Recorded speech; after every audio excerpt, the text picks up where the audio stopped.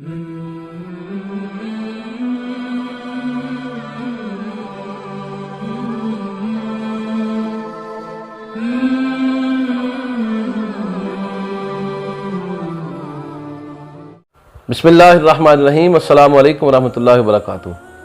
सैयदना मूसा कलीमुल्लाह अलैहिस्सलाम का शुमार अल्लाह के जलीलुल कदर पैगम्बरों में होता है। उलुल अज़म पैगम्बरों में एक सैयदना मूसा अलैहिस्सलाम भी हैं। सैयदना मूसा अलैहिस्सलाम की विलादत भी मौजज़ाना, आपकी परवरिश भी मौजज़ाना, और आप अलैहिस्सलातु तस्लीम की ज़िंदगी का इब्तिदा, इंतहा, वस्त सब मौजज़ों से बड़ा हुआ है। सैयदना मूसा अलैहिस्सलातु तस्लीम की जब विलादत अक़दस होने वाली थी तो फ़िरौन ने बनी इसराइल के बच्चों को कत्ल करने का हुक्म दे दिया था।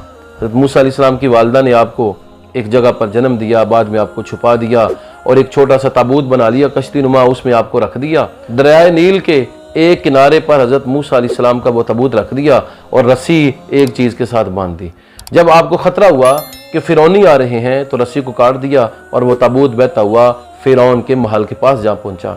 हज़रत आसिया जो नेक दिल खातून थी, मोमिना थी, फ़िरौन की बीवी थी, उन्होंने वो ताबूत पकड़ा, ताबूत बाहर निकाला और ताबूत को जब खोला गया तो हसीन व जमील बच्चा अल्लाह का पैगम्बर देख कर दिल हार बैठी और हज़रत मूसा को अपना बेटा बना लिया।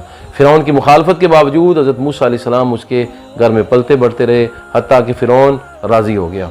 हज़रत मूसा अलैहिस्सलातु तस्लीम को दूध पिलाने का मामला हुआ तो रब ताला ने हज़रत मूसा की हकीकी वालिदा की तरफ आपको पलटा दिया। वाक़या कुछ यूँ हुआ कि हज़रत मूसा अलैहिस्सलाम किसी औरत का दूध कबूल नहीं करते थे, तो हज़रत मूसा की हमशीरा भी वहाँ पर मौजूद थी जहाँ पर हज़रत आसिया ने ख़वातीन को जमा किया था। तो इन्होंने कहा कि मैं एक ऐसी औरत से वाकिफ़ हूँ कि जिसका दूध ये बच्चा ज़रूर कबूल कर लेगा। हज़रत मूसा की वालिदा को बुलाया गया। हज़रत मूसा की वालिदा ने उनको गोद में लिया तो सैयदना मूसा अलैहिस्सलाम ने फ़ौरन दूध पीना शुरू कर दिया। हज़रत मूसा की वालिदा से जब पूछा गया कि आपका दूध इस बच्चे ने क्यों कबूल किया है और बाकी औरतों का दूध कबूल क्यों नहीं किया, तो हज़रत मूसा अलैहिस्सलाम की वालिदा ने कहा मैं क्योंकि तैयब ताहिर रहती हूँ, पाक साफ खुशबूदार रहती हूँ, ये बच्चा बड़ा नफीस है और तहारत और पाकी को पसंद करता है, इसलिए इसने मेरा दूध कबूल कर लिया है। हज़रत मूसा अलैहिस्सलाम जवान हो गए, बड़े हुए और आप अलैहिस्सलाम बनी इसराइल का बड़ा साथ दिया करते थे। एक दिन बनी इसराइल के एक आदमी को आपने देखा कि फ़िरौनी उस पर जुल्म कर रहा है, आप उसको बचाने के लिए आगे गए और एक थप्पड़ मारा। फ़िरौनी आदमी को जब वो थप्पड़ लगा तो फ़िरौनी बेहोश होकर नीचे गिर पड़ा और उसकी रूह कब्ज़ हो गई।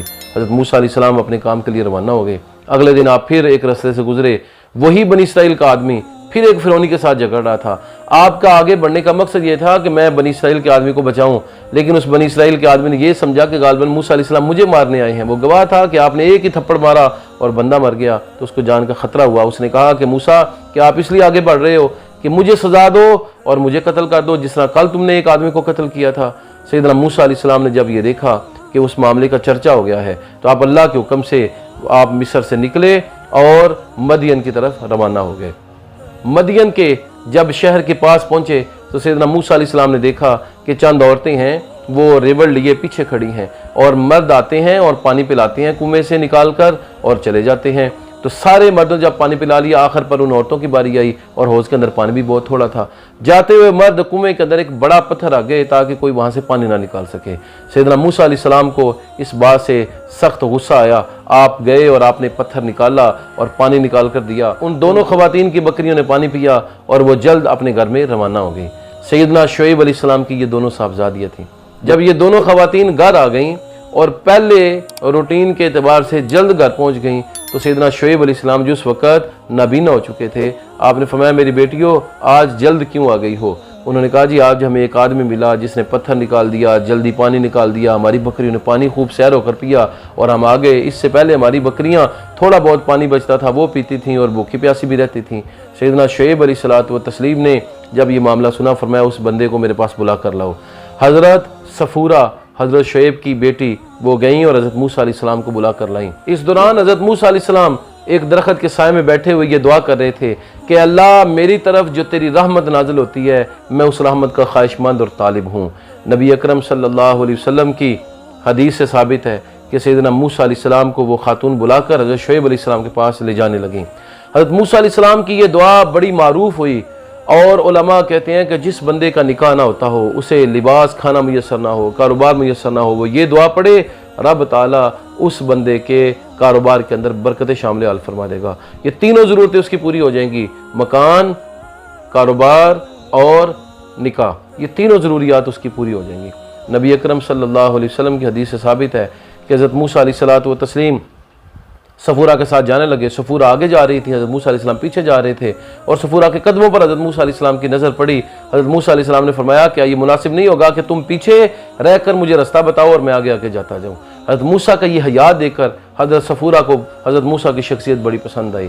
سیدنا موسیٰ علیہ السلام حضرت شعیب کے پاس پہنچے۔ حضرت شعیب نے پوچھا آپ کہاں سے ہیں؟ تو فرمایا میں فلاں فلاں علاقے سے آیا ہوں اور مجھے اپنی جان کا خطرہ ہے۔ تو حضرت موسیٰ علیہ السلام سے حضرت شعیب نے فرمایا کہ آپ تسلی رکھیں، آپ ظالموں کے شہر سے نکل آئے ہیں، اب آپ پر کسی قسم کا کوئی ظلم نہیں ہوگا۔ اگر آپ میرے گھر میں رہیں اور 8 سال میری خدمت کریں اور 10 سال پورے کر دیں تو بہت بہتر بات ہے، میں ایک بیٹی کا آپ کے ساتھ نکاح کر دوں گا۔ سیدنا موسیٰ علیہ السلام نے اسے قبول کر لیا۔ سیدنا موسیٰ علیہ السلام یہاں پر رہنے لگے۔ حضرت صفورہ کے ساتھ 10 سال بعد آپ کا نکاح ہوا۔ آپ وہاں سے پھر چلے، حضرت شعیب علیہ الصلوۃ والتسلیم نے طائف دے کر آپ کو روانہ کیا۔ سیدنا موسیٰ علیہ السلام سخت سرد رات میں راستہ کھو بیٹھے اور حضرت صفورہ کو ساتھ لے کر ایک جگہ پر تشریف رکھی، تو اسی دوران حضرت صفورہ کو زچگی کا درد شروع ہوا۔ سیدنا صفورہ تکلیف میں تھی۔ حضرت موسیٰ علیہ السلام نے ان سے فرمایا آپ یہاں پر ٹھہریں، مجھے دور ایک جگہ پر آگ نظر آ رہی ہے، میں آپ کے تاپنے کے لیے وہاں سے آگ لے کر آتا ہوں، یہاں ہو سکتا ہے وہاں سے مجھے راستے کا علم ہو جائے۔ سیدنا موسیٰ علیہ السلام اس جگہ پر پہنچے تو وہ طور پہاڑ تھا، وہاں پر ایک درخت سے شعلے نکل رہے تھے، اور رب تعالیٰ آپ سے مخاطب ہوا کہ اے موسیٰ بے شک آپ وادی مقدس طویٰ میں ہیں، اس لیے اپنا جوتا اتار دیجئے۔ سیدنا موسیٰ علیہ السلام نے اپنے جوتے اتار دیے، اس درخت کے پاس تشریف لے گئے تو حکم ہوا کہ یہ آپ کے ہاتھ میں کیا ہے؟ عرض کیا یہ عصا ہے۔ یہ عصا حضرت موسیٰ علیہ السلام کو حضرت شعیب سے ملا تھا، اور حضرت شعیب علیہ السلام کو نسل در نسل یہ عصا حضرت آدم کی طرف سے پہنچا تھا۔ تو سیدنا موسیٰ علیہ السلام کے پاس حضرت آدم کا عصا تھا۔ رب تعالیٰ نے فرمایا اس عصا کو چھوڑیے۔ آپ نے عصا کو چھوڑا تو وہ بہت بڑا سانپ بن گیا۔ حضرت موسیٰ علیہ السلام اس سے خوفزدہ ہوئے اور بھاگنے لگے، تو رب تعالیٰ نے فرمایا موسیٰ بھاگو مت، آپ صبر کرو اور اس عصا کو پکڑو، یہ دوبارہ اپنی اصل کیفیت میں آ جائے گا۔ سیدنا موسیٰ علیہ السلام نے خوفزدہ ہوتے ہوئے اس عصا کو پکڑا تو وہ عصا اپنی اصل حالت میں آ گیا۔ پھر فرمایا اپنا دانا ہاتھ اپنی بانی بغل میں دیکھ کر باہر نکالیے، وہ روشن ہو جائے گا۔ آپ نے اپنا دانا ہاتھ بانی بغل میں رکھ کے باہر نکالا تو وہ روشن ہو گیا۔ سیدنا موسیٰ علیہ السلام سے رب تعالیٰ نے فرمایا یہ 2 معجزات ہم نے آپ کو دیے ہیں، آپ یہ معجزات لیں اور فرعون کے پاس جائیں اور اس کو بتائیں کہ رب تعالیٰ نے مجھے پیغمبر بنا کر بھیجا ہے، صرف اللہ کی عبادت کرنی اور اس کے ساتھ کسی کو شریک نہیں کرنا۔ سیدنا موسیٰ علیہ السلام نے اس وقت دعا کی کہ اللہ میرے بھائی ہارون کو میرا خلیفہ اور میرا مددگار بنا دے، اور میری زبان کی گرہ کھول دے اور میرے سینے کو کشادہ کر دے اور کام کو میرے لیے آسان کر دے۔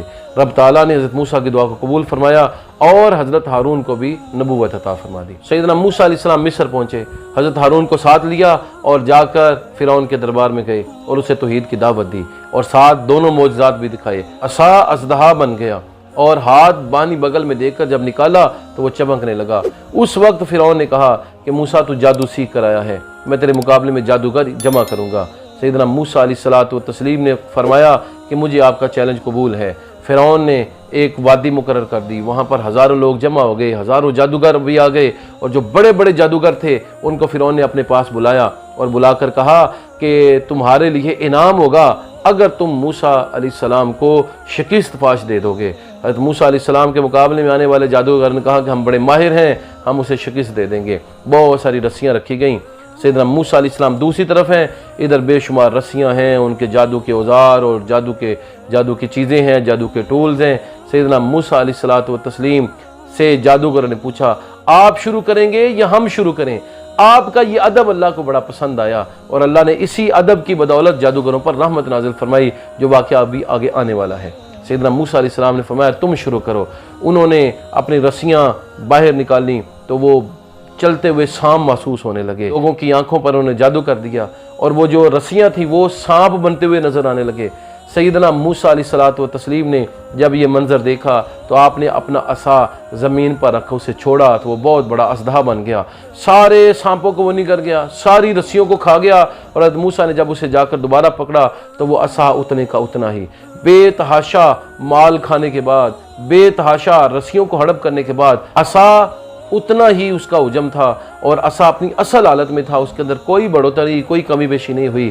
جادوگروں نے جب یہ معجزہ دیکھا تو انہوں نے معلوم کر لیا کہ یہ جادو نہیں ہے، یہ معجزہ ہے، کیونکہ جادو اور معجزے میں فرق ہوتا ہے۔ معجزہ جو ہے وہ دائمی ہوتا ہے، جبکہ جادو عارضی ہوتا ہے اور اس کا تعلق لوگوں کی آنکھوں پر ہوتا ہے، حقیقت کے ساتھ اس کا کوئی تعلق نہیں ہوتا۔ لوگوں کی آنکھوں کی نظر بندی کر دی جاتی ہے اور وہ چیز یعنی رسی بھی سام محسوس ہوتی ہے، جبکہ معجزہ جو ہوتا ہے وہ حقیقت ہوتا ہے، معجزہ دائمی ہوتا ہے۔